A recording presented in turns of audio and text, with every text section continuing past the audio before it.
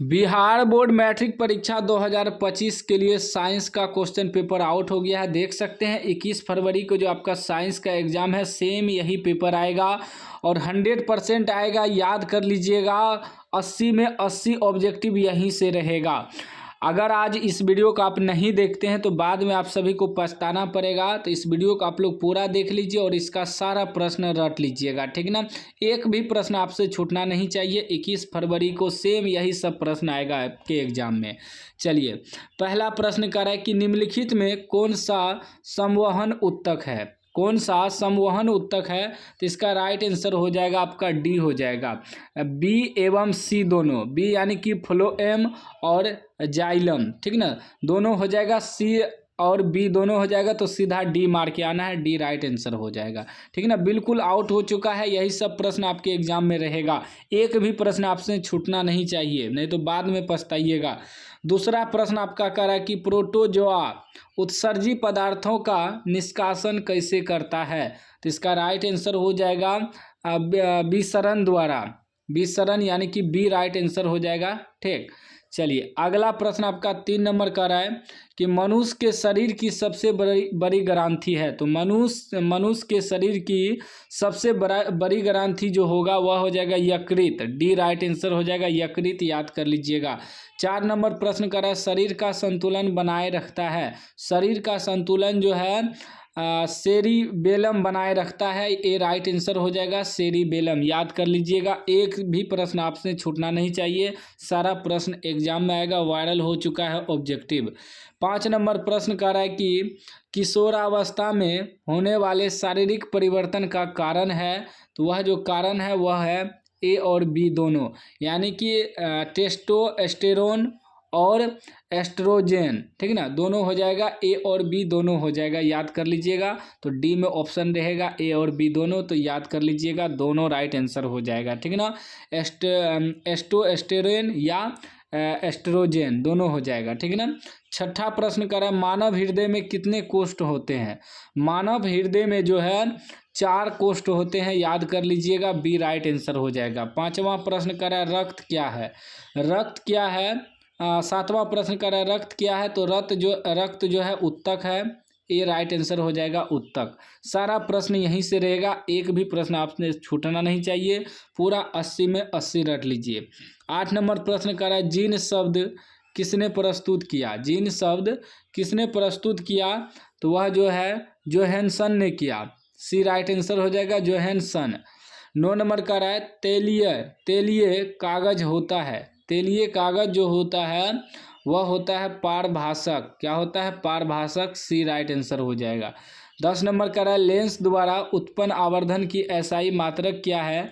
तो लेंस द्वारा जो है उत्पन्न आवर्धन की एसआई मात्रक हो जाएगा आपका मात्रक विहीन। देखिए, आवर्धन का कोई एसआई मात्रक नहीं होता है, तो मात्रक विहीन हो जाएगा, यानी कि उसका मात्रक ही नहीं होता है आवर्धन का।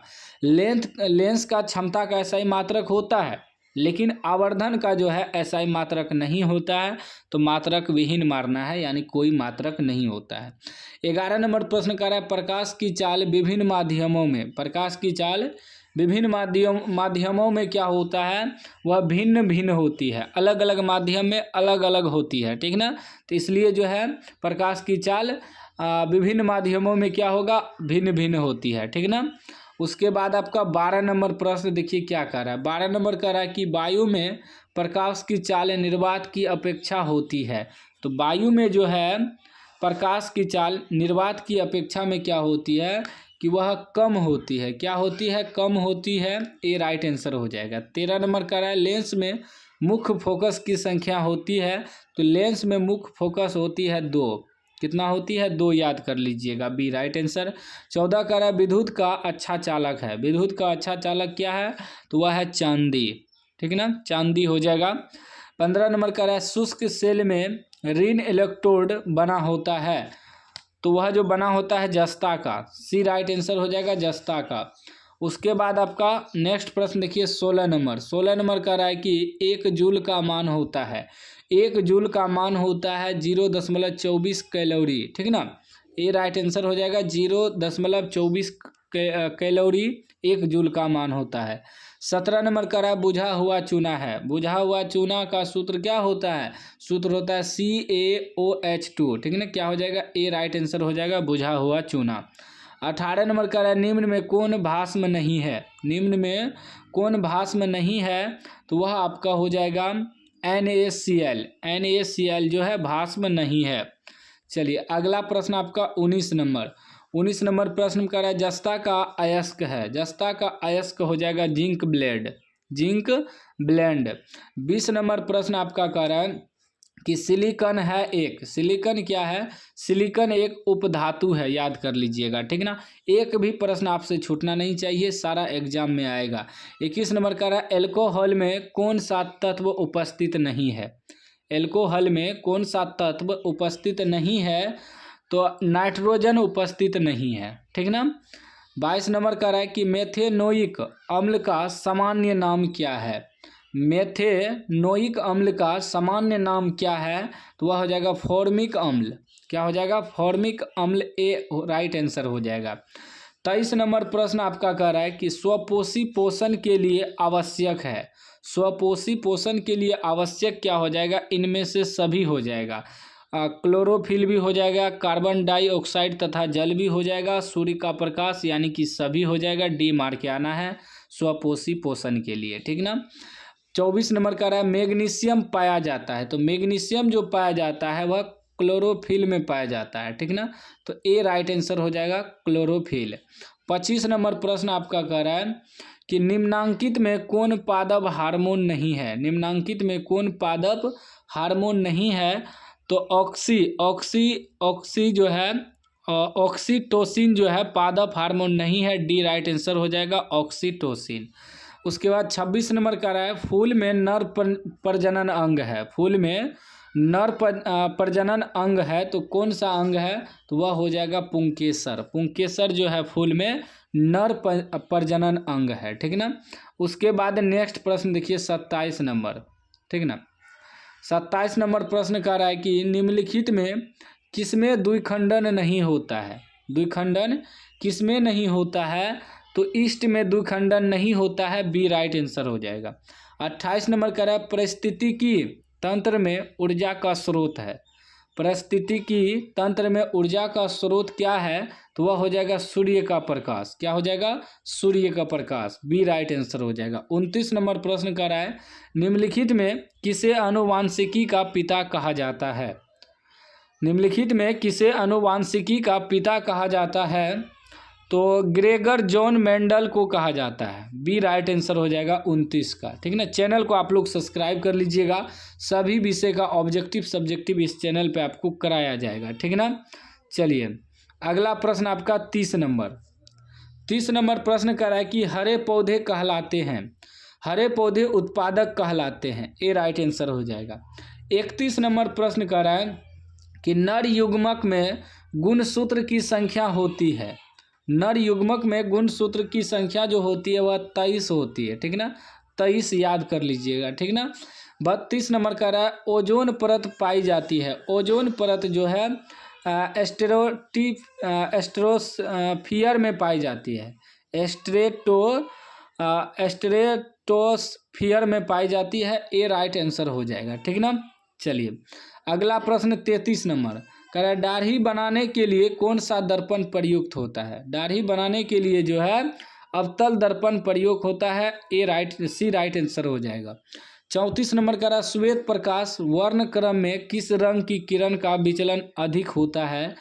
तो सबसे अधिक जो विचलन होता है वह कलर जो होता है वह कलर होता है बैगनी। यह सबसे ज़्यादा झुकता है क्योंकि इसका तरंग दैर्ध्य सबसे कम होता है, जिसके कारण इसका विचलन अधिक होता है। ठीक है ना। उसके बाद 35 नंबर प्रश्न देखिए।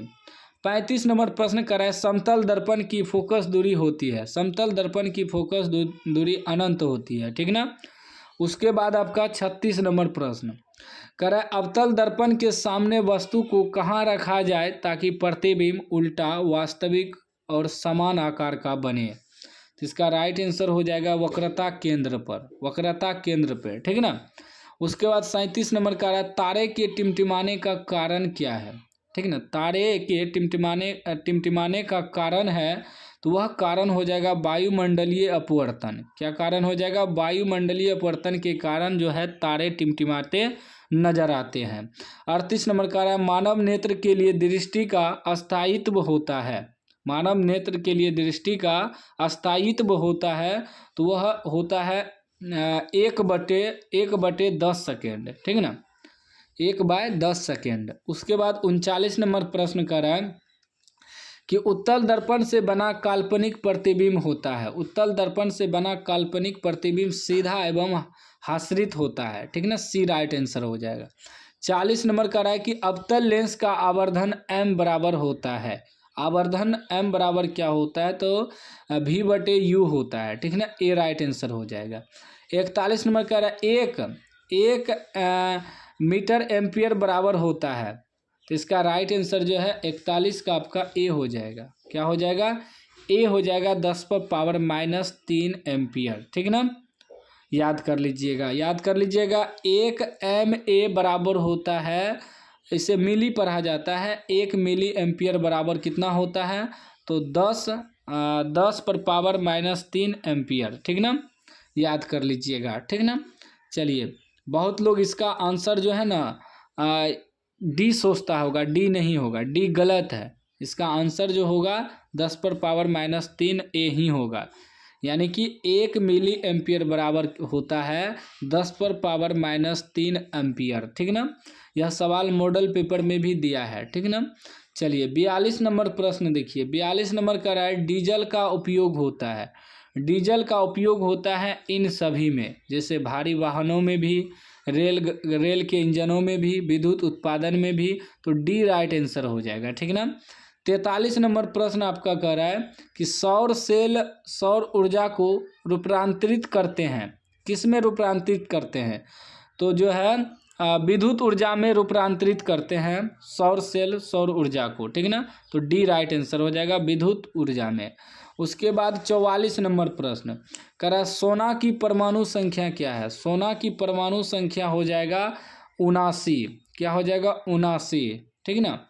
उसके बाद 45 नंबर करा कि निम्न में कौन ऑक्सीकरण की क्रिया नहीं है? निम्न में कौन ऑक्सीकरण की क्रिया नहीं है? तो अवक्षेपण जो है ऑक्सीकरण की क्रिया नहीं है। 46 नंबर प्रश्न करा ऑक्सीजन की संयुक्ता है। ऑक्सीजन की संयुक्ता होता है 2, याद कर लीजिएगा, ठीक ना। चलिए 47 नंबर प्रश्न कर रहा है कि अम्लीय वर्षा के जल का pH मान होना चाहिए। अम्लीय वर्षा के जल का pH मान होना चाहिए, तो वह होना चाहिए 5.6 से कम, ठीक ना। बी राइट आंसर हो जाएगा, 5.6 से कम होना चाहिए। 48 नंबर प्रश्न कर रहा है कि चींटी के डंक में कौन सा अम्ल पाया जाता है? चींटी के डंक में जो है मेथेनोइक अम्ल पाया जाता है, ठीक ना, सी राइट आंसर हो जाएगा। 49 नंबर का रहा है विद्युत चुंबक बनाने के लिए किस पदार्थ के क्षार का उपयोग होता है? विद्युत चुंबक बनाने के लिए किस प्रकार के किस पदार्थ के क्षार का उपयोग होता है? तो वह होता है नरम लोहा। नरम लोहा याद कर लीजिएगा, ठीक ना। 50 नंबर का रहा जब किसी चालक तार से विद्युत प्रभावित होती है तब गतिशील कण क्या है? तो इसका राइट आंसर हो जाएगा इलेक्ट्रॉन। क्या? इलेक्ट्रॉन आंसर हो जाएगा, डी राइट आंसर। 51 नंबर प्रश्न कर रहा है ओम का नियम है। तो ओम का नियम जो होगा वह हो जाएगा V = IR, ठीक ना। 52 नंबर का रहा है विभवांतर का SI मात्रक क्या है? विभवांतर का SI मात्रक हो जाएगा वोल्ट, ठीक ना। 53 का रहा है एमीटर का प्रतिरोध होता है। एमीटर का प्रतिरोध हो जाएगा बहुत छोटा, ठीक ना। 53 का सी राइट आंसर हो जाएगा, बहुत छोटा। उसके बाद 54 नंबर का रहा है कि विद्युत बल्ब का फिलामेंट निम्न में से किस धातु का बना होता है? विद्युत बल्ब जो होता है उसमें स्पेरिंग जो होता है, ठीक ना, वह किस धातु का बना होता है? तो वह बना होता है टंगस्टन धातु का, ठीक ना, याद कर लीजिएगा, डी राइट आंसर हो जाएगा। 55 नंबर का रहा है रियोस्टेट का उद्देश्य क्या है? तो इसका उद्देश्य जो है वह है धारा के परिमाण में वृद्धि या कमी, सी राइट आंसर हो जाएगा। 56 नंबर का रहा है विद्युत आवेश का SI मात्रक होता है। विद्युत आवेश का SI मात्रक कूलम होता है, डी राइट आंसर हो जाएगा। 57 का रहा ऐसे तत्व जो इलेक्ट्रॉनों को त्याग कर धनात्मक आयन बनाते हैं कहे जाते हैं? तो कहे जाते हैं तो धातु कहे जाते हैं, बी राइट आंसर हो जाएगा 57 का। उसके बाद 58 नंबर का है, लोहा पर जिंक लेपित करने की क्रिया को कहते हैं। लोहा पर जिंक लेपित करने की क्रिया को कहते हैं तो उसे कहते हैं गैल्वेनीकरण, गैल्वेनीकरण कहते हैं, सी राइट आंसर हो जाएगा, ठीक ना। 59 नंबर का है कि निम्न में कौन सहसंयोजी यौगिक है, तो 59 का सी राइट आंसर हो जाएगा CH4। 60 नंबर का है आभूषण, आभूषण बनाने वाला सोना होता है, तो सोना जो होता है वह होता है 22 कैरेट का, ठीक ना। अगला प्रश्न आपका 60 हो गया। 61 नंबर का है निम्न में कौन सा उत्कृष्ट तत्व है, निम्न में कौन सा उत्कृष्ट तत्व है, तो इसका राइट आंसर हो जाएगा आर्गन, सी राइट आंसर हो जाएगा। 62 नंबर का है ताम्र एवं टीन के मिश्र धातु को कहते हैं, तो इसका राइट आंसर हो जाएगा कांसा कहते हैं, ए राइट आंसर। 63 का है प्लास्टर ऑफ पेरिस का रासायनिक सूत्र है, तो इसका राइट आंसर हो जाएगा बी, ठीक ना, CaSO4 × 1/2H2O, ठीक ना, बी राइट आंसर हो जाएगा। 64 नंबर प्रश्न कर रहा है कि अम्ल और क्षार आपस में अभिक्रिया कर बनाते हैं, तो वह जो बनाते हैं वह बनाता है लवण बनाता है, अम्ल और क्षार आपस में अभिक्रिया करके, ठीक ना। उसके बाद 65 नंबर कर रहा है शोषण के अंतिम उत्पाद हैं, शोषण के अंतिम उत्पाद हैं, तो इसका राइट आंसर हो जाएगा CO2, H2O और ऊर्जा, ठीक ना। 66 का है दांत की सबसे ऊपरी परत है, तो इसका राइट आंसर हो जाएगा आपका इनामेल, ठीक है ना, बी राइट आंसर। 67 का है मानव आहार नाल का सबसे लंबा भाग है, तो इसका राइट आंसर हो जाएगा छोटी आंत, ठीक है ना, बी राइट आंसर। 68 नंबर का है परागण निम्न में से किसके अंदर बनते हैं, परागकण निम्न में से किसके अंदर बनते हैं, तो इसका राइट आंसर हो जाएगा परागकोश, ए।